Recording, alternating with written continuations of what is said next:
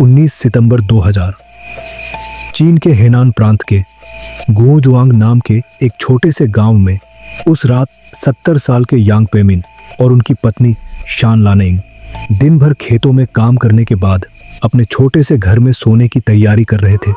घर के बाहर खेत बिल्कुल शांत पड़े थे। पूरे गांव में सन्नाटा था। रात के गहरे अंधेरे में एक आदमी चुपचाप उनके घर के अंदर घुसा। उसके हाथ में न कोई बंदूक थी, न कोई चाकू और न ही किसी तरह का कोई दूसरा हथियार। उसने घर के बाहर पड़ा एक ईंट उठा लिया था और उसे ही पकड़ा हुआ था।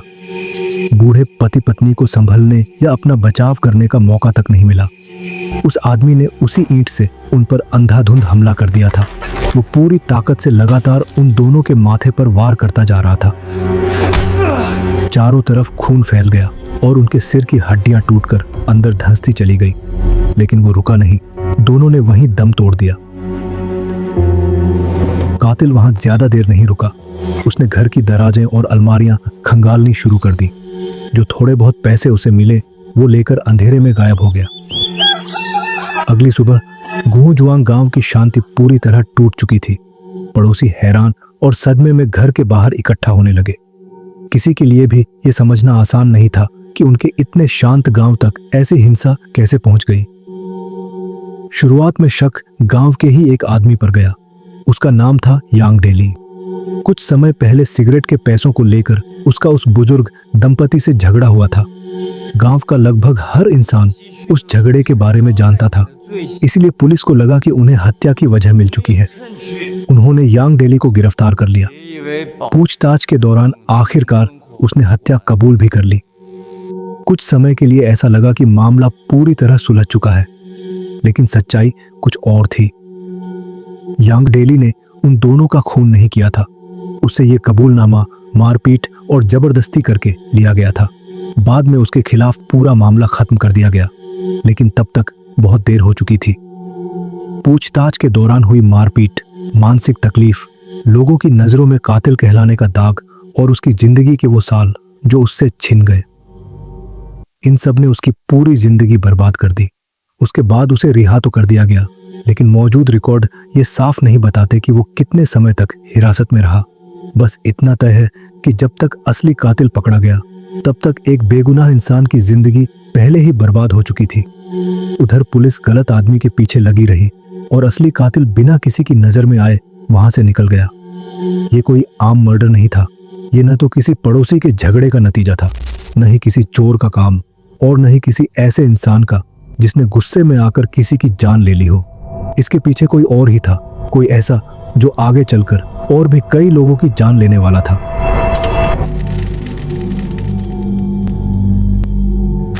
नमस्कार, मैं हूं साइलो और आप देख रहे हैं हिंदी क्राइम एक्सपोज। इस कहानी की शुरुआत होती है 17 जुलाई 1968 से, जब हेनान प्रांत के झेंगयांग काउंटी के एक छोटे से गांव में यांग शिनहाई का जन्म हुआ।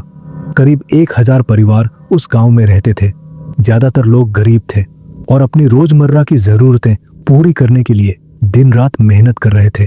लेकिन उन गरीब परिवारों में भी एक परिवार ऐसा था जिसकी हालत सबसे ज्यादा खराब थी, यांग परिवार।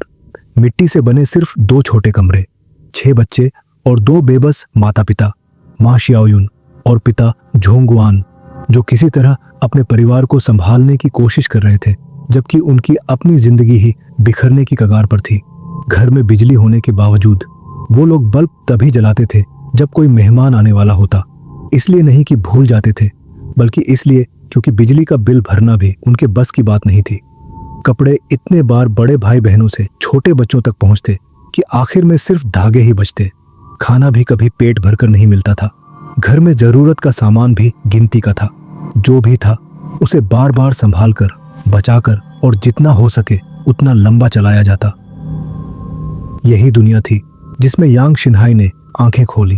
वो घर का तीसरा बच्चा था, शांत, सीधा साधा, और इतनी मुश्किलों में पलने के बावजूद उसका स्वभाव बेहद नरम था। उसकी माँ उसे सबसे ज्यादा प्यार करती थी। उन्हें हमेशा लगता था कि यांग उनके बाकी बच्चों से अलग है और उसमें कुछ खास बात है। और शायद वो गलत भी नहीं थी। बहुत छोटी उम्र से ही यांग में एक ऐसी बात थी जो उसे बाकी बच्चों से अलग बनाती थी। उसे ड्राइंग बनाना बहुत अच्छी तरह आता था, लेकिन उसकी बनाई हुई ड्राइंग्स बाकी बच्चों से बिल्कुल अलग थी। पूरे गांव में लोग उसकी ड्राइंग्स की बात करते थे। उन्हें देखकर हर कोई हैरान रह जाता था। उसके पिता झोंगवान अपने बेटे पर बहुत गर्व करते थे। जो भी मिलता वो गर्व से बताते कि उनका बेटा एक दिन जरूर कुछ बड़ा करेगा, इस गरीबी से बड़ा और उस जिंदगी से भी बड़ा जो बिना पूछे उनके हिस्से में आई थी। कुछ समय तक ऐसा लग भी रहा था कि उनका सपना सच होने वाला है। यांग अपने पूरे इलाके का और अपने सभी भाई बहनों में इकलौता बच्चा बना जिसे हाई स्कूल में एडमिशन मिला। लेकिन जिस हाई स्कूल में उसका एडमिशन हुआ वो गांव से 16 किलोमीटर से भी ज्यादा दूर था। इसका मतलब था अब उसे हॉस्टल में रहना पड़ेगा। पहली बार वो अपने परिवार से दूर रहने लगा और पहली बार उसे हर रोज ये महसूस होने लगा कि वो पूरी क्लास में सबसे गरीब लड़का है। उसके कपड़े उसके बड़े भाइयों के पुराने कपड़े थे जिनका रंग फीका पड़ चुका था, जगह जगह से घिस चुके थे और दूर से ही साफ पता चल जाता था कि ये कई बार किसी और के पहनने के बाद उसके पास पहुंचे हैं। जहां बाकी बच्चे मील टिकट देकर स्कूल की कैंटीन में रोज गर्म खाना खाते थे, वहीं यांग का परिवार उसके लिए मील टिकट तक नहीं खरीद सकता था। इसलिए उसके पिता महीने में सिर्फ एक बार करीब 16 किलोमीटर का सफर तय करके उससे मिलने आते, अपने साथ अनाज का एक छोटा सा बोरा लेकर, ताकि यांग पूरे महीने अपना खाना खुद पका सके। और जब वो भी खत्म हो जाता तो पेट भरने के लिए उसे जंगली सब्जियां, आलू या जो भी मिल जाए उसी का सहारा लेना पड़ता। घर की हालत इतनी खराब थी कि उसकी स्कूल फीस भी समय पर भरना मुश्किल था। उसके कुछ टीचर्स उसकी हालत समझ चुके थे, इसीलिए उन्होंने बिना किसी दिखावे के अपनी जेब से उसकी स्कूल फीस भरनी शुरू कर दी। उन्हें पता था कि ये लड़का काबिल है। वो नहीं चाहते थे कि सिर्फ गरीबी की वजह से उसका भविष्य खत्म हो जाए।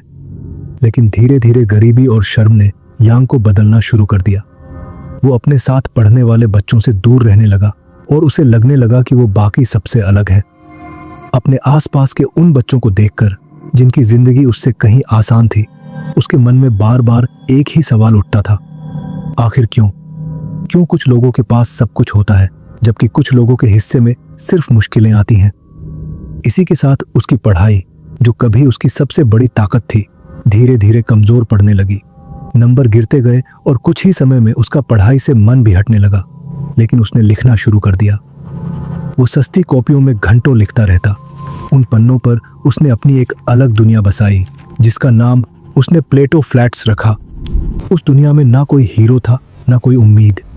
उसकी कहानियां सिर्फ कत्ल, शरीर के टुकड़े करने और हिंसा से भरी होती थी। आगे चलकर उसकी जिंदगी में जो कुछ होने वाला था उसकी झलक इन कहानियों में पहले ही दिखाई देने लगी थी। लेकिन उस समय किसी ने इन बातों को चेतावनी की तरह नहीं देखा। 1985 की शुरुआत तक आते आते यांग शिनहाई के अंदर कुछ टूट चुका था। गरीबी की शर्म, हर दिन भूखे रहने की तकलीफ और हर वक्त ये एहसास कि वो कभी किसी के बीच अपनी जगह नहीं बना पाएगा। ये सब उसके लिए अब सहना मुश्किल हो गया था। सिर्फ 17 साल की उम्र में उसने अपनी पूरी जिंदगी बदल देने वाला फैसला लिया। उसने स्कूल छोड़ दिया। कुछ समय पहले ही उसने अपने पिता से और खाने की मांग की थी। उसके पिता झोंगवान ने जैसे तैसे थोड़ा और अनाज जुटाया और लंबा सफर तय करके स्कूल पहुंचे। लेकिन वहां पहुंचकर उन्हें पता चला कि कई हफ्तों से किसी ने शिनहाई को देखा ही नहीं था। वो ना अपने गांव लौटा था, ना उसने कोई मैसेज छोड़ा था। इसके बाद कई सालों तक यांग शिनहाई पूरे चीन में भटकता रहा। वो एक प्रांत से दूसरे प्रांत जाता रहा, लेकिन उसके पास कोई मंजिल नहीं थी। जहां भी काम मिलता वही कर लेता। कभी कोयले की खदान में काम करता, कभी किसी कंस्ट्रक्शन साइट पर मजदूरी करता, तो कभी छोटे छोटे रेस्टोरेंट में नौकरी कर लेता। लेकिन कोई भी काम ज्यादा दिन नहीं चलता था। उसे बहुत कम पैसे मिलते थे और कई बार तो ऐसा भी होता कि काम पूरा करने के बाद भी मालिक उसे एक पैसा तक नहीं देते थे। हर नई नौकरी उसके लिए एक नई निराशा बन जाती। कोई कम पैसे देता तो कोई पैसे देने से ही मना कर देता। समय बीतने के साथ उसने अपने परिवार से भी कांटेक्ट लगभग खत्म कर दिया। कभी पैदल चलता, कभी साइकिल से एक जगह से दूसरी जगह निकल जाता, लेकिन जहां भी जाता अपने साथ एक चीज हमेशा लेकर चलता, दुनिया के लिए बढ़ती हुई नाराजगी। बाद में यांग ने दावा किया कि वो जहां भी गया लोग उसे हमेशा नीची नजर से देखते थे। उसे लगता था कि कोई उसकी इज्जत नहीं करता और किसी को उसकी परवाह भी नहीं है। आखिरकार एक और घटना ने उसके अंदर जमा गुस्से को बाहर निकाल दिया।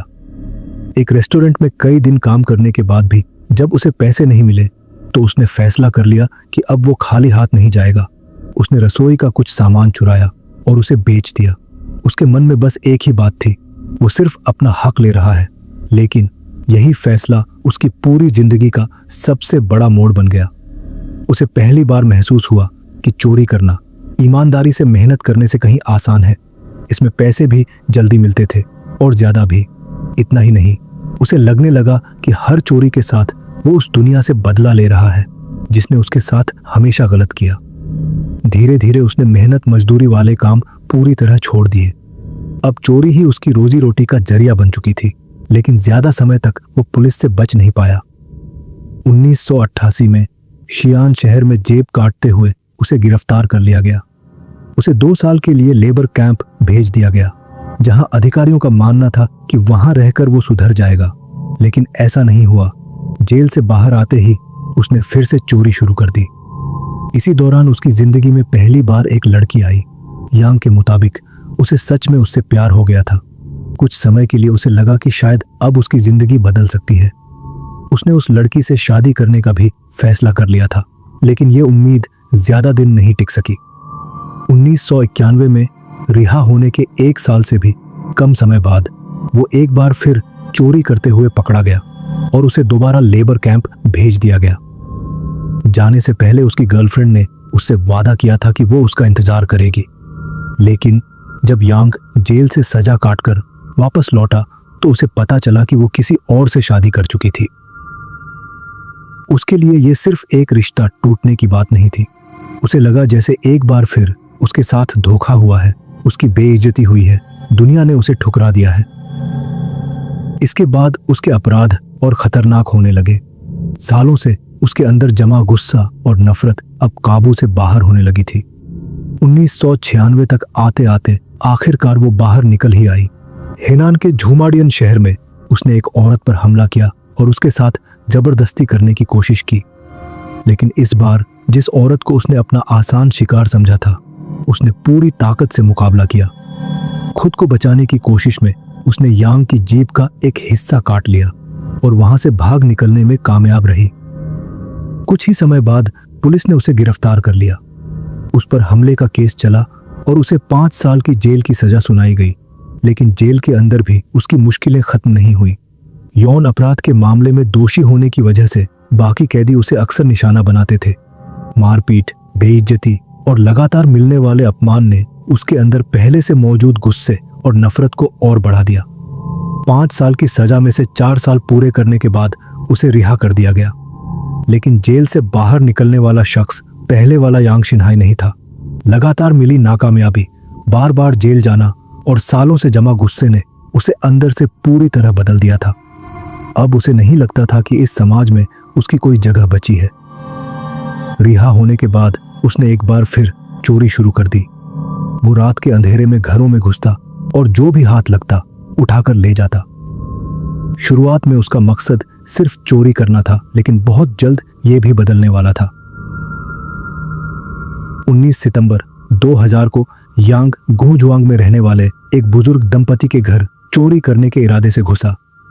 घर के अंदर उसे एक ईंट मिली और उसी ईंट से उसने दोनों की पीट पीट कर हत्या कर दी। हैरानी की बात यह थी कि उसे ना कोई पछतावा हुआ, न दुख और ना ही डर। उल्टा उसे एक ऐसा एहसास हुआ जो उसने पहले कभी महसूस नहीं किया था। उसे लगा जैसे उसके अंदर की सारी भड़ास बाहर निकल गई हो और उसी पल उसके मन में फिर से ऐसा ही करने की चाह पैदा हो गई। 2 लोगों की जान लेने के सिर्फ कुछ हफ्तों बाद 1 अक्टूबर 2000 को वो हेनान से सैकड़ों किलोमीटर दूर आनहुई प्रांत पहुंचा और 63 साल की ची जुनिंग के घर में घुस गया। लेकिन उस रात वो घर में अकेली नहीं थी। उनके साथ उनका 7 साल का पोता झांग हिताओ और 12 साल की पोती झांग हितेंग भी उसी रात वहीं रुके हुए थे। ज्यादातर अपराधी इतने लोगों को देखकर शायद अपना इरादा बदल देते, लेकिन यांग के लिए अब इससे कोई फर्क नहीं पड़ता था। जब उस घर के अंदर का नजारा सामने आया तो जो लोग वहां पहुंचे वो उसे कभी नहीं भूल पाए। उस बुजुर्ग औरत के माथे में एक लोहे की रोड से इतनी जोर से वार किया गया था कि खोपड़ी में सीधा छेद हो गया था। मार इतनी बेरहम थी कि उनका जबड़ा टूटकर अलग हो गया था। 7 साल के झांग हिताव को उसके ही बिस्तर पर रस्सी से गला घोंटकर और गर्दन में चाकू मारकर खत्म किया गया था। और 12 साल की झांग हितेंग के सिर पर भी वही वार और उसके साथ मरने के बाद गंदा काम के निशान भी मिले। पुलिस बाद में इस नतीजे पर पहुंची कि यांग ने दिन में यितेंग को देखा था और उसी वजह से उसने उस घर को निशाना बनाया था। जुनेंग की जान इसलिए गई क्योंकि उन्होंने बीच में आकर बचाने की कोशिश की, लेकिन उस वक्त इन्वेस्टिगेशन में यह सब मायने नहीं रखता था क्योंकि किसी को पता ही नहीं था कि यह सब यांग कर रहा है। वो किसी रिकॉर्ड में था ही नहीं, कोई पक्का पता नहीं, उस इलाके में उसकी कोई पहचान नहीं। वो बस एक अनजान आदमी था जो कहीं से आया और कहीं चला गया और पुलिस को पता भी नहीं था कि वो उस प्रांत में था भी। तो पुलिस ने आसपास के लोगों में ही ढूंढना शुरू किया। पुलिस का शक गांव के ही एक आदमी क्यूजिको पर गया। बताया जाता था कि उसका उस परिवार से पहले किसी बात को लेकर झगड़ा हुआ था। पुलिस उसे पकड़कर ले गई और कई दिनों तक उससे पूछताछ करती रही। बाद में पता चला कि पूछताछ के दौरान उसे मारा पीटा भी गया ताकि वो कत्ल कबूल कर ले, लेकिन उसने हत्या की बात नहीं मानी क्योंकि उसने वो की ही नहीं थी। दबाव में आकर उसने कुछ छोटी मोटी चोरियां जरूर मान ली। इसी बीच पुलिस को उसके घर से एक पुरानी बंदूक मिली। इसके बाद उस पर गैर कानूनी हथियार रखने का केस दर्ज हुआ और उसे 1 साल के लिए लेबर कैंप भेज दिया गया। हालांकि उसे इन हत्याओं से जोड़ने वाला कोई ठोस सबूत नहीं था, फिर भी छोटे से गांव में अफवाहें फैलने लगी। लोगों ने उसे ही कातिल मान लिया और उसका पूरा परिवार गांव वालों से अलग थलग पड़ गया। कई साल बाद डीएनए सबूतों ने साबित कर दिया कि इन हत्याओं से उसका कोई लेना देना नहीं था, लेकिन तब तक उसकी और उसके परिवार की बदनामी हो चुकी थी जिसे ठीक नहीं किया जा सकता था। और सबसे हैरान करने वाली बात यह थी कि दोनों हमलों का तरीका लगभग एक जैसा था। पहले गुओजुआंग में और फिर आनहुई में देर रात घर में घुसना और अंदर मौजूद लोगों को एक एक करके मार देना। लेकिन उस वक्त किसी ने इन दोनों वारदातों के बीच कोई संबंध नहीं देखा क्योंकि दोनों घटनाएं अलग अलग प्रांतों में हुई थीं और उनके बीच सैकड़ों किलोमीटर का फासला था। पुलिस को लगा कि ये 2 अलग अलग मामले हैं और दोनों के पीछे कोई स्थानीय आदमी होगा जिसका पीड़ित परिवार से कोई पुराना झगड़ा या निजी वजह रही होगी। 2 हफ्तों से भी कम वक्त में 5 लोग मारे जा चुके थे, जिनमें 2 बच्चे थे, और किसी को अंदाजा नहीं था कि दोनों घटनाएं एक ही इंसान का काम है। फिर सब कुछ शांत हो गया। करीब 1 साल तक कुछ भी नहीं हुआ। कोई नया हमला नहीं, कोई नई लाश नहीं, सिर्फ खामोशी थी। उस खामोशी को देखकर किसी को भी लग सकता था कि शायद सब खत्म हो गया है, शायद जिसने भी ये किया था उसने खुद को रोक लिया है, लेकिन ऐसा नहीं था। यांग ने कुछ भी नहीं रोका था। वो बाहर ही था, एक प्रांत से दूसरे प्रांत में घूमता रहा, छोटी मोटी चोरियां करके अपना गुजारा करता रहा। वो पुलिस की नजर से दूर था, किसी को उसके बारे में पता नहीं था, और इसी बीच वो अपने तरीके और भी बेहतर करता जा रहा था। फिर जब वो 2001 में वापस सामने आया तो जो हुआ वो पहले से कहीं ज्यादा खतरनाक था। यांग की एक बात उसे बाकी अपराधियों से अलग बनाती थी। वो जल्दी में या गुस्से में आकर कोई काम नहीं करता था। वो सब्र रखता था। किसी को चुनने के बाद वो उसे दूर से देखता रहता था, कभी कई दिनों तक, कभी हफ्तों तक। उनकी रोजमर्रा की आदतें समझता, उनका रूटीन देखता और सही वक्त का इंतजार करता। जब उसे लगता कि मौका सही है तभी वो आगे बढ़ता था। ऐसा ही मौका उसे 15 अगस्त 2001 की रात मिला। लिनयांग काउंटी के एक छोटे से गांव में एक फार्म हाउस था जहां 42 साल की क्यू योंगशियान अपने 2 बच्चों के साथ सो रही थी। 14 साल की बेटी लियू फीफेई और 11 साल का बेटा लियू जिटोंग। रात करीब 12 बजे यांग बिना किसी आवाज के चुपचाप उस घर में घुस गया। उसने लोहे का हथौड़ा इस्तेमाल किया। तीनों के सिर पर वार किए गए।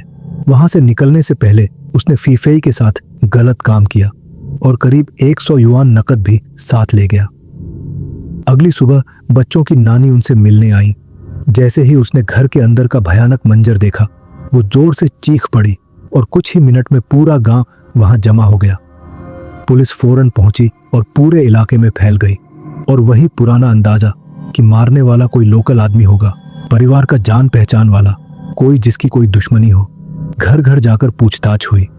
गांव के हर मर्द के ब्लड सैंपल्स और फिंगरप्रिंट्स लिए गए और सीन से मिले सबूतों से मिलाए गए। कोई मैच नहीं मिला, कोई लोकल कनेक्शन नहीं, कोई पर्सनल मोटिव नहीं, कोई ठोस सस्पेक्ट नहीं, और धीरे धीरे वो केस ठंडा पड़ने लगा। हमले के बाद यांग फिर निकल गया और हेनान में कांगलू टाउनशिप, शिहुआ काउंटी पहुंच गया। एक रात सितंबर में उसने वहां एक साधारण से घर में जबरदस्ती घुसपैठ की और अंदर मौजूद 2 लोगों बाई गुइंग और गेंग ओइगांग की हथौड़े से बेरहमी से हत्या कर दी। इसके बाद दिसंबर में वो पिंगडिंग शान के पास ये काउंटी के एक गांव में पहुंचा, जहां वो एक घर की दीवार फांदकर आंगन में आया और फिर एक पुराने लकड़ी के दरवाजे से अंदर घुस गया। वहां उसने जोगू और शिन्हुआ को उनकी नींद में ही मार डाला। वारदात के बाद उसने घर को खंगाला और सुबह होने से पहले ही साइकिल से वहां से कई मील दूर निकल चुका था। कुछ ही महीनों के अंदर 7 और लोगों की इसी तरह बेरहमी से हत्या हो चुकी थी और हर एक वारदात लगभग एक जैसी थी। ज्यादातर मामलों में उसने हथौड़े, कुल्हाड़ी और फावड़े जैसे वही हथियार इस्तेमाल किए जो उसे मौके पर मिल जाते थे और इतनी ताकत से हमला करता कि पीड़ितों के माथे तक टूट जाते थे। वारदात के बाद वो या तो हथियार वहीं छोड़ देता या फेंक देता, और यही वजह थी कि गांव वालों के बीच उसे लेकर डर और अफवाहें फैलने लगी थी और लोग उसे हैमरमैन कहने लगे थे। हर हमले में वो नए कपड़े पहनता था और कई बार अपने जूतों के ऊपर मोजे पहन लेता था ताकि कोई निशान न बचे। कभी कभी वो जानबूझकर ऐसे जूते पहनता जो उसके पैर से बड़े होते थे और हर हमले के बाद वो सारे कपड़े और चीजें फेंक देता था। वो कभी भी ज्यादा देर तक किसी इलाके में नहीं रुकता था और शायद ही किसी ने उसे गांव में आते या जाते देखा हो। इसी वजह से पुलिस भी पूरी तरह उलझी हुई थी, क्योंकि घटना स्थलों से बहुत कम सामान चोरी हुआ था और इन हमलों के पीछे कोई साफ वजह भी नजर नहीं आ रही थी, सिर्फ हत्या के अलावा कुछ नहीं। किसी को समझ ही नहीं आया कि ये सब एक ही इंसान कर रहा है, और इसका एक बड़ा कारण ये भी था कि चीन में उस समय इन अपराधों की खबरें आमतौर पर तब तक नहीं दिखाई जाती थी जब तक केस सुलझ न जाए और गिरफ्तारी न हो जाए। इसका मतलब ये था कि न तो पुलिस और न ही आम लोग इन घटनाओं से पूरी तरह वाकिफ थे, और इसी वजह से यांग को कोई रोक नहीं पाया। 6 जनवरी 2002 को हेनान के शिपिंग काउंटी में यांग रात के अंधेरे में एक परिवार के घर में घुस गया। अगली सुबह जब मामला सामने आया तो पता चला कि 5 लोगों की मौत हो चुकी थी। इनमें एक मां भी शामिल थी, जिसकी मौत के बाद उसके साथ गलत काम किया गया था। इसके 3 हफ्ते से भी कम समय बाद 27 जनवरी को वो फिर टोंगसू काउंटी में हमला करता है। वहां 3 और लोगों की हत्या कर दी गई और फिर से एक 32 साल की जवान मां के साथ मौत के बाद गलत काम किया गया। जून और जुलाई में उसने 2 और परिवारों को खत्म कर दिया। एक जगह जियोकू में 4 लोग मारे गए और फिर नानयांग में 4 और लोग, जिनमें 12 साल तक के बच्चे भी शामिल थे। लगभग हर महिला और लड़की के साथ, उम्र चाहे जो भी हो, गलत काम किया गया, ज्यादातर मौत के बाद। सर्दियों से पहले तक आते आते यांग अब हमलों के बीच महीनों का इंतजार नहीं कर रहा था। वो लगातार घूम रहा था, एक गांव से दूसरे गांव जाता और जहां भी रुकता वहां पूरा का पूरा घर खत्म हो जाता। 22 अक्टूबर को जियाहू गांव में किसान फांग चुन हुई और उसकी 6 साल की बेटी फांग जुनली को उनकी नींद में मार दिया गया। उसकी पत्नी वो छिंगहुआ पर भी हमला हुआ। वो उस समय प्रेग्नेंट थी और किसी तरह जिंदा बच गई, लेकिन उसे सिर पर गहरी चोटें आईं और उसका बच्चा बच नहीं पाया। जैसा कि अक्सर ऐसे मामलों में होता है, शुरुआती जांच में पुलिस ने यही माना कि हत्यारा आसपास के किसी गांव का ही आदमी होगा। इसके बाद घर घर तलाशी शुरू की गई और 5 किलोमीटर के दायरे में हजारों लोगों के हाथों के निशान और फिंगरप्रिंट्स लिए गए, लेकिन इससे भी पुलिस को यांग तक पहुंचने में कोई मदद नहीं मिली। जांच में बार बार यही गलती हो रही थी कि पुलिस हर बार मान लेती थी कि यह किसी लोकल का काम है, क्योंकि ज्यादातर वारदातें दूर और मुश्किल से पहुंचने वाले गांवों में हो रही थी। यांग पैदल या साइकिल से लंबा सफर तय करता था और हमला करने तक छिपा रहता था, इसलिए उसके आने जाने का कोई निशान नहीं मिलता था। सिर्फ 2 हफ्ते बाद 8 नवंबर को उसने फिर हमला किया, इस बार शंघाई काउंटी के गांवली गांव में। वहां सु परिवार के 4 लोगों की हत्या कर दी गई और एक 5वां आदमी बहुत बुरी हालत में बच गया। उस रात जिन महिलाओं का सामना हुआ उनके साथ गलत काम किया गया। इसके 8 दिन बाद वो वेशी काउंटी पहुंच गया। लुजुआंग गांव में 65 साल की झांग गुई हुआ और उसकी 14 साल की पोती लियू हुआंग दोनों को पीट पीट कर मार दिया गया। और फिर उसने हुआंग के साथ भी मौत के बाद अपनी हवस पूरी की। और फिर सिर्फ 3 दिन बाद 19 नवंबर को लिन्युन काउंटी के शिगुआई गांव में झांग कांजुंग और जिया तिनी को उनके ही बिस्तर में मार दिया गया। उनके सिर पर इतने जोर से वार किए गए कि माथा अंदर की तरफ धंस गया। 4 हफ्तों में यांग ने 3 अलग अलग इलाकों में 10 से ज्यादा लोगों की जान ले ली थी। इसके बाद शिपिंग, लिन्युन और शंघाई के जांच अधिकारी आपस में जानकारी शेयर करने लगे और जल्दी ही उन्हें साफ समझ आ गया कि ये सारे केस एक ही इंसान कर रहा है। फिर हेनान प्रांतीय पुलिस ने एक बड़ी मीटिंग बुलाई और एक नया टास्क फोर्स बनाया। जांच टीम ने जो प्रोफाइल बनाई उसमें ज्यादा जानकारी नहीं थी। उनका मानना था कि हत्यारा एक ऐसा आदमी है जो इधर उधर घूमता रहता है, उम्र करीब 25 से 40 साल के बीच है, गरीब घर से आता है और पहले भी चोरी, लूट या यौन अपराध जैसे मामलों में शामिल रहा है। लेकिन फोरेंसिक सबूत बहुत कम थे। यांग शिनहाई ने अपने निशान छुपाने के लिए बहुत सावधानी बरती थी। फुटप्रिंट न रहे इसके लिए वो जूतों के ऊपर मोजे पहनता था और फिंगरप्रिंट्स से बचने के लिए ग्लव्स भी पहनता था। हर हमले के बाद वो हथियार वहीं छोड़ देता था या फेंक देता था और अलग अलग जगहों पर अलग अलग हथौड़े मिले थे। यहाँ तक कि वो औरतों के साथ गलत काम करते समय भी इस बात का खास ध्यान रखता था कि पुलिस को कोई ऐसा बायोलॉजिकल एविडेंस न मिले जिससे उसकी पहचान हो सके। ज्यादातर जगहों पर सिर्फ बहुत छोटे छोटे सबूत मिलते थे, कहीं बाल, कहीं खून का धब्बा, कहीं अधूरा पैर का निशान। इतना ही काफी नहीं था, लेकिन अब जब जांच अधिकारी फाइलें आपस में जोड़ने लगे तो उन्हें समझ आने लगा कि ये सारे छोटे छोटे निशान एक ही आदमी के हैं। बस उन्हें एक मैच चाहिए था। इसलिए उन्होंने 30,000 से ज्यादा पुराने कैदियों के फिंगरप्रिंट कार्ड मंगवाए और हाल ही में रिहा हुए लेबर कैंप के कैदियों से ब्लड सैंपल लिए गए। और जब वो लोग नहीं मिले तो उनके माता पिता से भी सैंपल लिए गए, लेकिन किसी का भी मैच उन निशानों से नहीं हुआ। हैरानी की बात यह थी कि यांग प्रोफाइल में पूरी तरह फिट बैठता था, फिर भी उस स्टेज पर उसकी पहचान नहीं हो सकी और इसी वजह से वो खुले में घूमता रहा और अपने हमले जारी रखे। 1 दिसंबर को लुई काउंटी के यानवान गांव में वो रात के वक्त एक फार्म हाउस में घुस गया। सुबह होने तक सुन किंगलियन और जांग गुइलियन की मौत हो चुकी थी। उनकी बेटी किसी तरह बच गई, लेकिन उसकी हालत बहुत बुरी थी। इसके सिर्फ 5 दिन बाद उसकी सबसे खतरनाक रातों में से एक आई।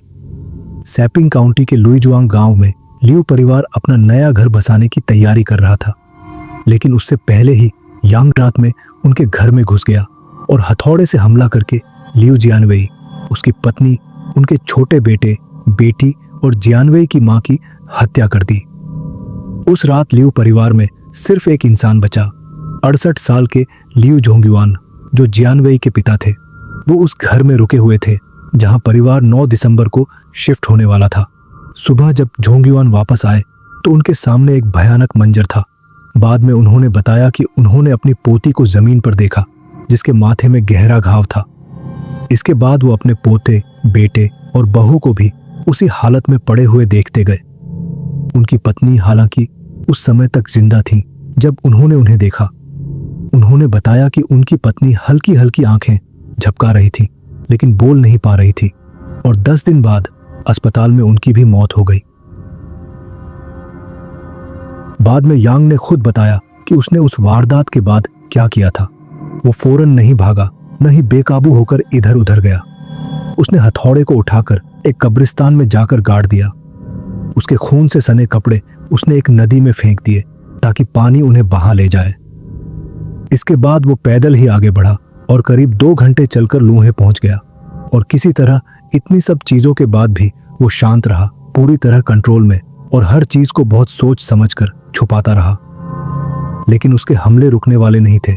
सिर्फ 1 हफ्ते बाद 13 दिसंबर को उसने फिर हमला किया, इस बार सिजिया गांव यानलिंग काउंटी में। वहां सीदे शेंग, उसकी पत्नी जुएंग और उनका बेटा सिशियांग, तीनों को उनके ही घर में मार दिया गया, बिना किसी चेतावनी के, बिना किसी मौका दिए, बस अचानक हमला। और इसके सिर्फ 2 दिन बाद 15 दिसंबर को वो आनहुई प्रांत में घुस गया। लिंक्वान काउंटी के शियाओली जुआंग गांव में उसने एक और घर को निशाना बनाया। वहां ली शिंडे, और उसके 2 बच्चों की हत्या कर दी गई। जो उस घर में हुआ वो और भी डराने वाला था। 13 साल की बेटी के साथ मौत के बाद गलत काम किया गया। 9 साल का बेटा बाद में मिला जिसके हाथ में मिट्टी लगी हुई थी, जिससे लगता था कि वो बगीचे की तरफ भागने की कोशिश कर रहा था, लेकिन उसे पकड़कर वापस खींच लिया गया। और बच्चों की दादी हान फांगिंग ही थी, जिन्होंने 2 दिन तक कोई जवाब न मिलने के बाद आखिरकार घर का दरवाजा तोड़ा। तीनों के शव अपने अपने बिस्तरों पर पड़े थे और उन पर हुई हिंसा साफ दिखाई दे रही थी। उनके सिर पूरी तरह टूट चुके थे। 2002 के आखिर तक हालात बहुत आगे बढ़ चुके थे। 30 से ज्यादा लोगों की जान जा चुकी थी, लेकिन अभी भी यह सिलसिला खत्म होता नहीं दिख रहा था। 2003 की शुरुआत तक जांच टीम के पास एक प्रोफाइल तो थी, लेकिन कोई नाम नहीं था। गांवों में डर बहुत बढ़ चुका था। लोग रात में खुद गश्त लगाने लगे थे। परिवार एक दूसरे पर नजर रखकर रहने लगे थे।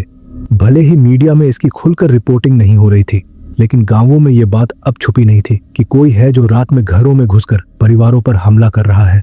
पुलिस ने उसके बारे में फ्लायर्स बांटने शुरू किए, लेकिन उन्हें दीवारों पर चिपकाया नहीं गया और न ही खबरों में बताया गया, क्योंकि डर था कि इससे हत्यारा और छिप जाएगा और पूरे देश में डर फैल जाएगा। इनाम का भी ऐलान किया गया ताकि कोई उसकी पहचान में मदद कर सके। पुलिस के मुताबिक कई लोग जानकारी देने लगे थे और कुछ जगहों पर तो एक ही महीने में 100 से ज्यादा रिपोर्ट्स भी आईं, लेकिन इसके बावजूद वो पकड़ा नहीं गया। 5 फरवरी को कुजवांग टाउनशिप, शियांगचेंग काउंटी में वो आधी रात के बाद एक घर में घुस गया। सुबह तक 3 लोगों की मौत हो चुकी थी। फिर वही तरीका, सिर पर भारी चोटें और एक औरत के साथ गलत काम किया गया। एक आदमी किसी तरह बच गया, लेकिन उसकी हालत बहुत बुरी थी। इसके 13 दिन बाद 18 फरवरी को फिर हमला हुआ, इस बार किंग टाउनशिप, शिहुआ काउंटी में। वहां 4 लोगों की हत्या कर दी गई और 2 औरतों के साथ गलत काम किया गया। लेकिन इस बार एक बात अलग थी। जगह गांव के बहुत अंदर नहीं, बल्कि टाउनशिप के पास थी। और यही बात जांच टीम को चिंता में डाल रही थी। क्या वो अब अपना तरीका बदल रहा था? अब भी किसी के पास इसका जवाब नहीं था, लेकिन डर लगातार बढ़ता जा रहा था। 23 मार्च को उसने फिर हमला किया। इस बार मिंगवान काउंटी के चेंगुआन टाउन में उसने 4 और लोगों की जान ले ली और एक औरत के साथ गलत काम किया। और हैरानी की बात यह थी कि महिलाओं के साथ गलत काम होने के बावजूद लगभग कभी कोई स्पर्म से जुड़ा सबूत नहीं मिलता था। टास्क फोर्स ने सड़क पर चेकिंग लगाई, आसपास के गांवों में जाकर पूछताछ की और डरते हुए लोगों को चुपचाप चेतावनी देना भी जारी रखा। लेकिन यांग फिर भी नहीं रुका। वो अब खेतों में सोने लगा था और सड़कों से पूरी तरह दूर रहने लगा। खाने के लिए वो चोरी करता था। एक बार उसे चोरी करते हुए कुछ लोगों ने भगा दिया, लेकिन उन्हें यह पता भी नहीं था कि जिसे वो डांट रहे थे वो देश का सबसे खतरनाक सीरियल किलर है। उसने बाद में खुद कहा था कि उसे उन लोगों पर बहुत गुस्सा आया था, लेकिन फिर भी उसने उन्हें कोई नुकसान नहीं पहुंचाया और वहां से चला गया। फिर 2 अप्रैल को वो शानडोंग में घुस गया। सनलिजाई गांव में उसने दीवार फांदकर एक नए शादीशुदा जोड़े के घर में घुसपैठ की। ली योंगनिंग और चेन मांग्युन की शादी को सिर्फ 100 दिन हुए थे और मांग्युन 3 महीने की प्रेग्नेंट थी। उसने दोनों की बेरहमी से हत्या कर दी। हथौड़े से उनके सिर पर इतने जोर से वार किए कि उनके सिर बुरी तरह टूट गए। लेकिन इसके बाद कुछ समय के लिए सब शांत हो गया। और फिर आया 5 अगस्त। उस रात हेबेई प्रांत के लिदाओ गांव में उसने पास के एक घर से कुल्हाड़ी चोरी की और उससे सुन शेंगजुन, उसकी पत्नी ली जिशु और उनकी 15 साल की बेटी सुन युआन की हत्या कर दी। जाते समय उसने कुल्हाड़ी दरवाजे पर ही छोड़ दी और अपने ग्लव्स भी वहीं फेंक दिए। इसके सिर्फ 3 दिन बाद उसने फिर हत्या की। शिजियाजुआंग शहर के पास एक गांव में उसने वेई परिवार के 5 लोगों को खत्म कर दिया। वेई शियानजेंग, फैन युहुआ और उनके 3 बच्चे। कुल 26 अलग अलग हमलों में 4 प्रांतों में यांग ने कम से कम 67 लोगों की जान ले ली थी। अब तक हालात इतने बिगड़ चुके थे कि पुलिस पूरी तरह परेशान हो चुकी थी।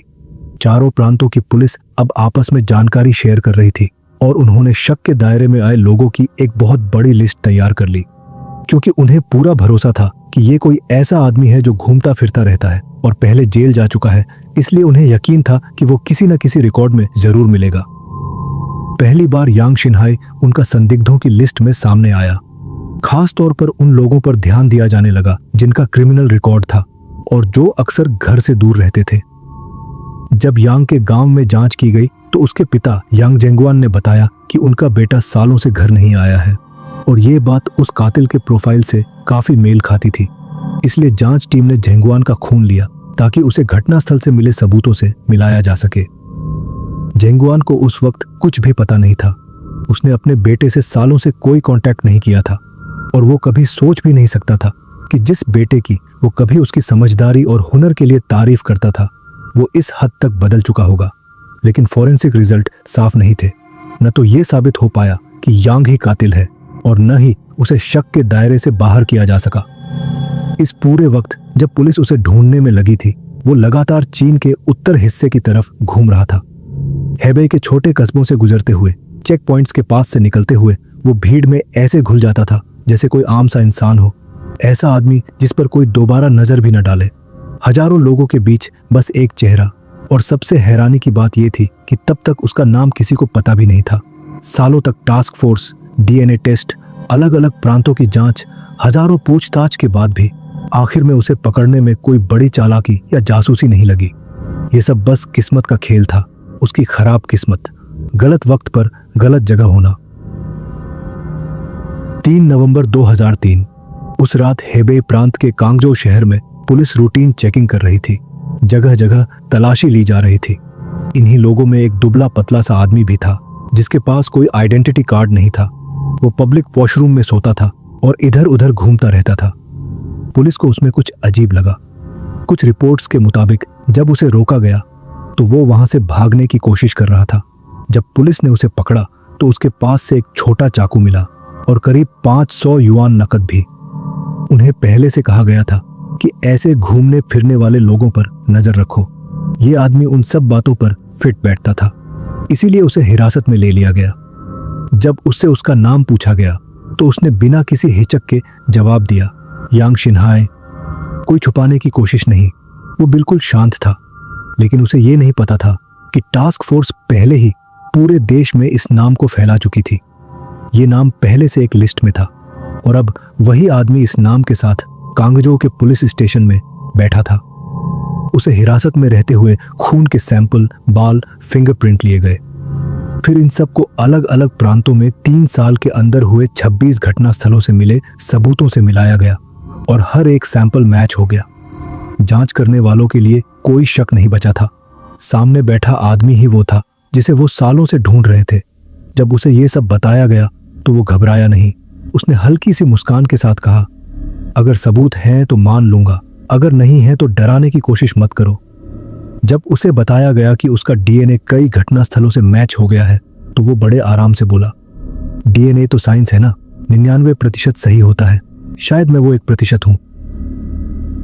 वो डरा हुआ नहीं था, वो परेशान भी नहीं था। वो इतना शांत था कि पुलिस वालों को भी उसके सामने अजीब सा महसूस होने लगा। लेकिन फिर एक वक्त ऐसा आया जब उसने सब कुछ बताना शुरू कर दिया। और जब उसने बोलना शुरू किया तो हर बात बहुत साफ और डिटेल में थी। उसने हर हमले की तारीख बताई। उसने घरों के अंदर का पूरा लेआउट बताया, कमरे कहाँ थे, कौन कहाँ सोया था, दरवाजे किस तरफ खुलते थे। उसने बताया कि उसने अंदर हर इंसान के साथ क्या किया। उसने हथियारों के बारे में बताया और फिर यह भी बताया कि वो हथियार कहाँ कहाँ छुपाए थे। पुलिस ने जब उसकी बताई जगहों पर खुदाई की तो सब कुछ ठीक वही मिला जैसा उसने कहा था। हर तारीख सही, हर जगह सही, हर डिटेल केस फाइल से मैच करती थी और उससे भी आगे निकल जाती थी, क्योंकि उसके बयान से पुलिस को कुछ ऐसे केस भी उससे जोड़ने पड़े जो पहले किसी और पर शक में थे। उसने ये भी बताया कि वो इतने साल तक पकड़ा क्यों नहीं गया। बड़े साइज के जूते पहनकर गलत फुटप्रिंट्स छोड़ना, ऐसे तरीके जिससे बायोलॉजिकल सबूत न बचे, छोटे छोटे सोच समझकर बनाए गए तरीके जिनकी वजह से वो सालों तक गायब रहा। जब उससे पूछा गया कि वो अपने शिकार कैसे चुनता था तो उसका जवाब बेहद सीधा था। उसने कहा कि वो ऐसे घर चुनता था जो बाकी घरों से अलग और सुनसान हो, जहां रात होते ही चारों तरफ सन्नाटा छा जाए और अगर अंदर कुछ भी हो तो उसकी आवाज बाहर तक न पहुंचे। पहले उसने ये भी कहा कि एक औरत जिसने सालों पहले उसे छोड़ दिया था और जेल में रहते हुए किसी और से शादी कर ली थी, उसी ने उसे बदल दिया।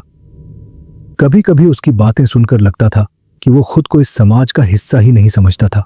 लेकिन फिर उसने एक बात कही जो बाकी सब जवाबों से अलग थी। उसने कहा कि उसे ये सब करना अच्छा लगता था। उसने कहा कि हत्या करके उसे एक ऐसा एहसास मिलता था जो उसे किसी और चीज से नहीं मिलता था। लेकिन हर हत्या के बाद उसका मन शांत होने के बजाय और करने का मन करता था। उसे फिर से किसी की जान लेने का मन करता था। मुकदमे की सुनवाई का इंतजार करते हुए जेल में यांग का बर्ताव काफी अजीब था। बाकी कैदियों ने उससे वही सवाल पूछा जो सब पूछना चाहते थे। इतने लोगों को क्यों मारा? उसने बड़े आराम से जवाब दिया, मारना तो एक आम बात है, कोई खास बात नहीं। ऐसे बोला जैसे वो किसी पुरानी आदत का जिक्र कर रहा हो। लेकिन उसके गार्ड्स का एक्सपीरियंस बिल्कुल अलग था। उन्होंने कहा कि वो उनके साथ बहुत अच्छे से पेश आता था, छोटी छोटी चीजों के लिए बार बार शुक्रिया करता था। खाना देते वक्त, साफ कपड़े देते वक्त, ऐसी छोटी छोटी बातें जिन्हें हम में से ज्यादातर लोग नोटिस भी नहीं करते। यांग कहता था कि उसकी जिंदगी में पहली बार कोई उसके साथ इतने अच्छे से पेश आया था। उसे पहले कभी वो इज्जत और अहमियत नहीं मिली जो उसे जेल के गार्ड से मिल रही थी। 67 लोगों की बेरहमी से हत्या करने वाले इंसान का ये रूप देखकर हर कोई हैरान था। हिरासत में रहते हुए डॉक्टर्स ने एक और बात कंफर्म की, यांग को HIV हो गया था। पुलिस ने कभी पब्लिकली नहीं बताया कि ये कब हुआ। गिरफ्तारी के बाद खबर तेजी से फैली। यांग की गिरफ्तारी की खबर फैलाने का काम पुलिस ने सिर्फ मीडिया पर नहीं छोड़ा। वो खुद उन गांवों में गई जहां यांग ने सालों तक दहशत फैलाई थी।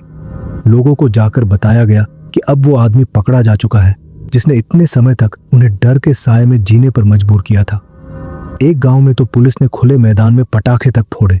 ये लोगों को बताने का तरीका था कि आखिरकार कातिल पकड़ा जा चुका है। गिरफ्तारी के कुछ हफ्तों बाद वो मीडिया बैन हटा लिया गया जिसने इस पूरी कहानी को दबाए रखा था। और फिर उसका चेहरा हर जगह था, पूरे देश के अखबारों के फ्रंट पेजेस पर, बड़े बड़े हेडलाइंस में उसका नाम। लोगों ने उसे एक नया नाम भी दे दिया, हेनान का मॉन्स्टर। जब यांग के भाई ने अखबार में उसकी तस्वीर देखी तो वो फौरन जेंगयांग काउंटी के लिए निकल पड़ा। लेकिन जब तक वो गांव पहुंचा वहां पहले से रिपोर्टर्स की भीड़ लगी हुई थी। यहीं से यांग परिवार को पूरी सच्चाई का पता चला। उनके घर के बाहर खड़े रिपोर्टर्स बता रहे थे कि उनके अपने बेटे ने 67 लोगों की जान ली थी। उसके पिता झोंगवान ने अपने बेटे से मिलने की गुजारिश की। वो सिर्फ एक सवाल पूछना चाहते थे, आखिर क्यों? लेकिन जवाब मिला कि यांग उनसे मिलना ही नहीं चाहता। इसलिए झोंगवान ने अपने बेटे के अपराधों के बारे में जो कुछ भी जाना वो न यांग से जान पाए न पुलिस से। उन्हें सब कुछ रिपोर्टर्स और अखबारों के जरिए ही पता चला। फरवरी में झोंगवान ने अपने बेटे यांग के लिए कुछ नए कपड़े भेजे। वो कपड़े उस डिटेंशन सेंटर में भेजे गए जहां वो बंद था। लेकिन सिर्फ 3 दिन बाद वही पैकेट वापस लौट आया। उसके साथ एक चिट्ठी भी थी। उसमें लिखा था कि यांग की सजा पहले ही पूरी कर दी गई है। वो अब इस दुनिया में नहीं था। एक पिता को अपने बेटे की मौत की खबर किसी फोन कॉल से नहीं, किसी मुलाकात से नहीं, बल्कि लौटे हुए एक पैकेट और एक छोटे से कागज के जरिए मिली। चीन में इंसाफ जल्दी होता है, खासकर ऐसे मामलों में। 1 फरवरी 2004 को यांग शिनहाई को लोहे इंटरमीडिएट पीपल्स कोर्ट में पेश किया गया। वो हथकड़ियों में था। सुनवाई बंद दरवाजों के पीछे हुई और 1 घंटे से भी कम समय में खत्म हो गई। जब वो कोर्टरूम में दाखिल हुआ तो अपनी देखभाल करने वाले गार्ड की तरफ देखकर मुस्कुराया और उसका शुक्रिया अदा किया। इसके बाद उसने अपने सारे अपराध कबूल कर लिए। पूरी सुनवाई के दौरान उसके चेहरे पर कोई भाव नहीं था। उसने 67 कत्लों की बात ऐसे की जैसे कोई अपनी पुरानी नौकरी के बारे में बता रहा हो। एक जगह तो उसने अपने किए गए कत्लों की तुलना मुर्गी या बत्तख काटने से कर दी। उसके लिए यह किसी इंसान की जान लेना नहीं, बस एक आम काम था। उसके चेहरे पर न पछतावा था, न दुख, न ही अपने किए का कोई अफसोस। कोर्ट ने उसे सभी आरोपों में दोषी ठहराया।